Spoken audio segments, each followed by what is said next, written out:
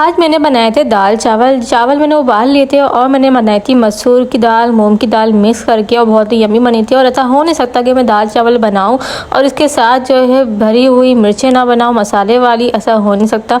तो यहाँ पे दाल चावल के साथ साथ मैंने बना ली बहुत ही मज़ेदार सी भरी हुई मिर्चें। आप देख सकते हैं आज ही बनाई हैं और बहुत ही यम्मी। हर दफ़ा मैं हर किसी की फरमाइश का खाना बना रही होती हूँ, तो आज मैंने सोचा क्यों ना अपने लिए ही कुछ ना कुछ बना ले जाए। तो मैंने मिर्चा बना ली, मुझे बहुत मज़े की लगती हैं, बहुत टेस्टी होती हैं। आप भी ज़रूर इसको ट्राई करेगा, दाल चावल के साथ बहुत टेस्ट लगती हैं। और उसके सलाद जो है मस्ट है, जब भी मैं दाल चावल बनाती हूँ तो सलाद मुझे लाजमी चाहिए होती है। मुझे इस तरह जैसा खान माशाल्लाह बहुत पसंद होता है कि चटनियाँ हों और इस तरह सलाद हो और सब मिर्चें बनी हो तो बहुत मज़े का खाना लगता है।